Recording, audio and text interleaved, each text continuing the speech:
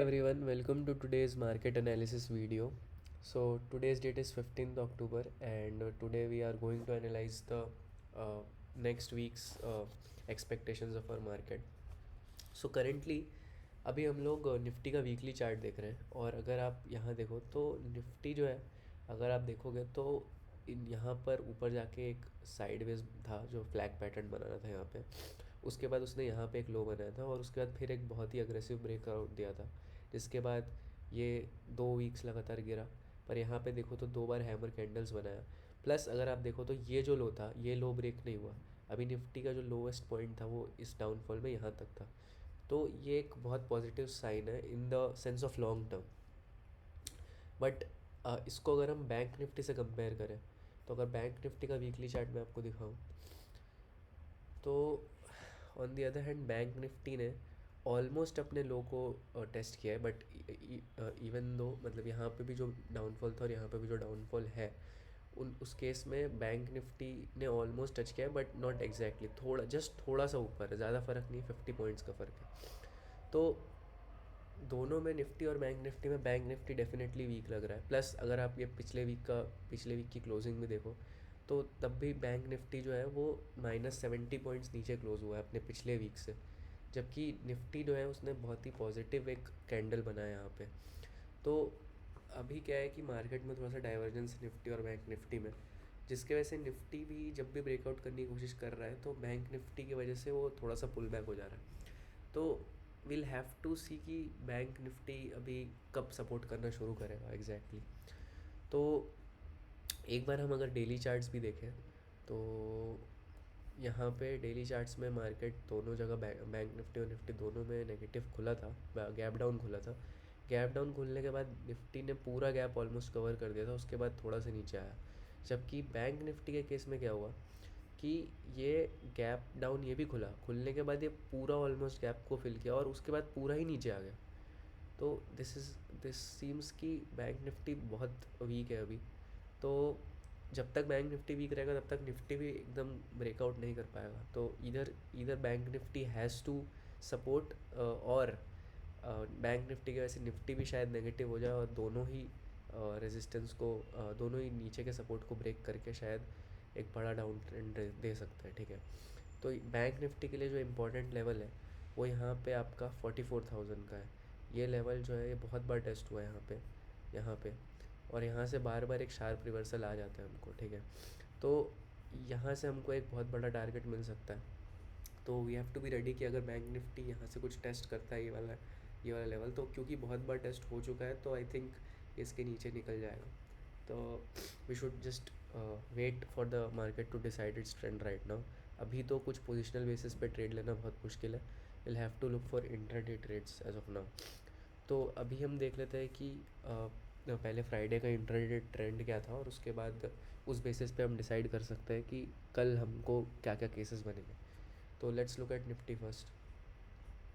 तो निफ्टी का अगर मैं आपको 5 मिनट चार्ट दिखाऊं तो अभी निफ्टी में हुआ क्या कि निफ्टी यहाँ गैप डाउन खुला और उसके बाद बहुत ही शार्प रिवर्सल दिया, मस्त एक बाइंग स्विंग बनाया और बाइंग स्विंग बनाने के बाद वो फिर गिरा, पर इस लो को टेस्ट नहीं कर पाया। तो जब इस लो को टेस्ट नहीं किया तो एक ऑलरेडी एक पॉजिटिव साइन बन चुका है यहाँ पे कि ये इधर का लो है, ये इधर का लो है और ये टेस्ट नहीं हुआ।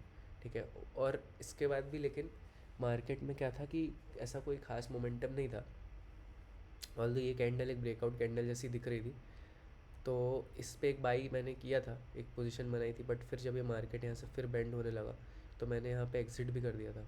बट फिर ये जब एक ब्रेकआउट कैंडल बना यहाँ पे तो इसके बाद फिर मैंने री एंट्री ली, क्योंकि अगर आप ये देखें तो ये एक तरीके से डब्लू पैटर्न क्रिएशन था।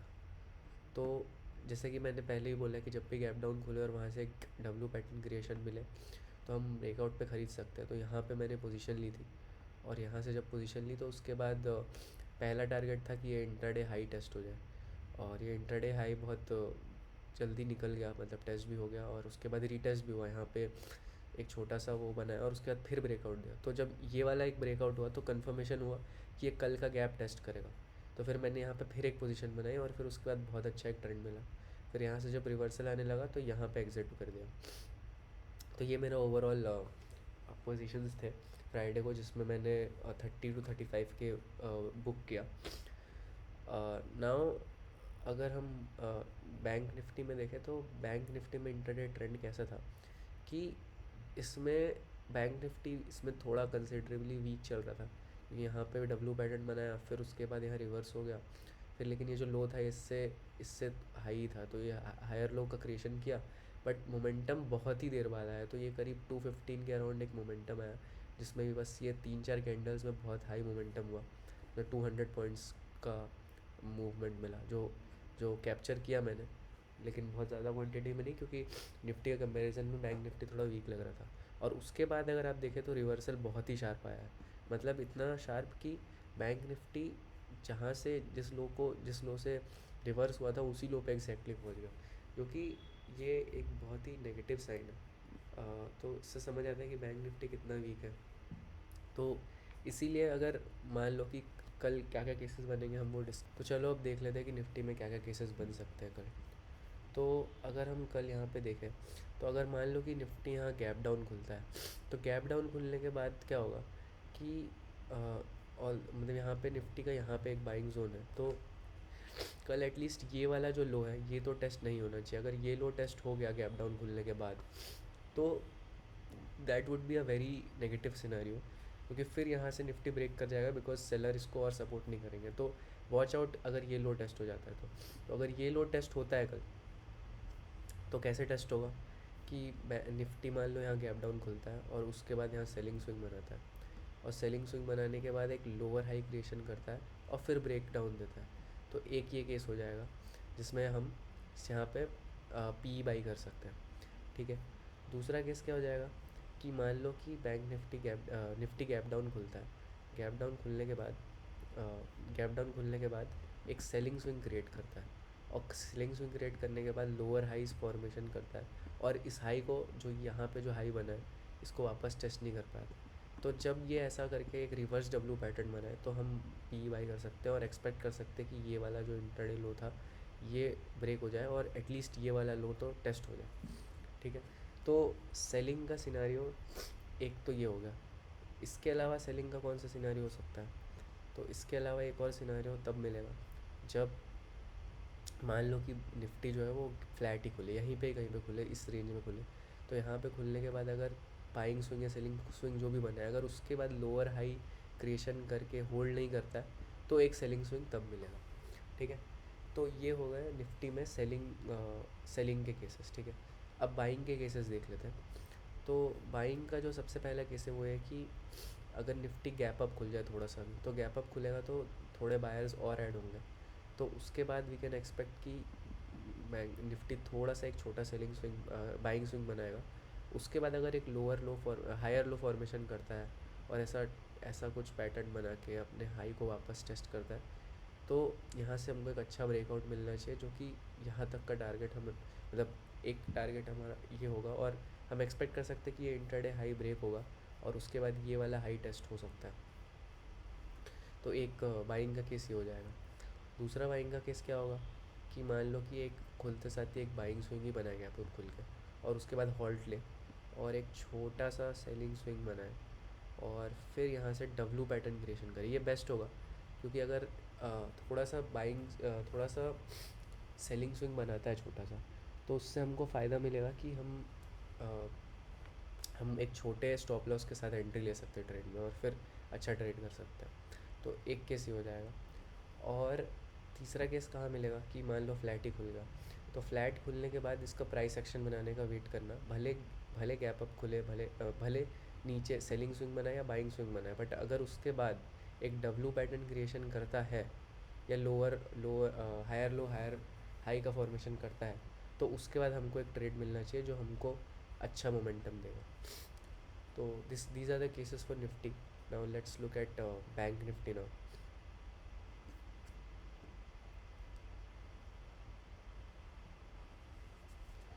सो if we see bank Nifty ने थोड़ा नेगेटिव ट्रेड दिया है। तो अगर मान लो कि बैंक निफ्टी गैप अप खुल जाता है कहीं भी, यहाँ खुल जाए इस एरिया में, तो उसके बाद मैं बैंक निफ्टी ट्रेड तो नहीं करूँगा, क्योंकि बैंक निफ्टी में ये जो बड़ी स्विंग बनी हुई है इसके बाद मतलब थोड़ा समझना मुश्किल है कि एग्जैक्टली बैंक निफ्टी के डायरेक्शन क्या है। तो एक ही केस होगा बैंक निफ्टी का बाइंग का, कि जब मान लो कि बैंक निफ्टी गैप अप खोल के एक छोटा सा सेलिंग स्विंग बनाए और एक प्रॉपर डब्लू प्राइस एक्शन बनाए, डब्लू पैटर्न बनाए और उसके बाद ब्रेकआउट दे, तब हम बाई कर सकते हैं और इस स्विंग तक का ही टारगेट रखेंगे। क्योंकि बैंक निफ्टी वीक लग रहा है तो हो सकता है फिर से यहाँ से रिवर्स है। और सेलिंग के केसेस इसमें ज़्यादा है कि अगर मान लो कि फ्लैट खुलता है या फिर कहीं भी गैप डाउन में खुलता है, तो फ्लैट या गैप डाउन दोनों के केसेस में हमको ऐसा ट्रेड मिल सकता है कि अगर फ्लैट या गैप डाउन कहीं भी खुलता है तो हमको ऐसा मिलना चाहिए कि उसके बाद बाइंग स्विंग या सेलिंग स्विंग जो भी बना है, अगर उसके बाद लोअर हाई लोअर लो फॉर्मेशन करता है, ऐसा ब्रेक डाउन देता है, तो हमको एक बहुत अच्छी एंट्री मिलेगी और टारगेट बहुत बड़ा रहेगा। क्योंकि हम एक्सपेक्ट कर सकते हैं कि 44,000 का सपोर्ट ब्रेक होगा, तो ऐसा टारगेट रख के चल सकते हैं। तो अगर अगर बाइंग स्विंग बना है तो ऐसा केस होगा, और अगर सेलिंग स्विंग बना है तो ये ऐसा जाएगा। और उसके बाद ये जो अपना इंटरडे, यहाँ पे जो इंटरडे हाई होगा, इसको कभी टेस्ट ही नहीं कर पाएगा।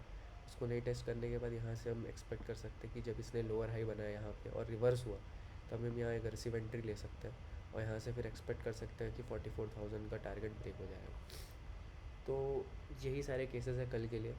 सो कल बहुत बड़ा ट्रेड अगर मिलेगा तो बैंक निफ्टी की सेलिंग में मिल सकता है। बाइंग में बड़ा ट्रेड कल मिलना थोड़ा मुश्किल है, तो कल बाइंग में छोटे टारगेट्स रखना। And best of luck for tomorrow's trading. I will meet you in the tomorrow's after market analysis. Thank you.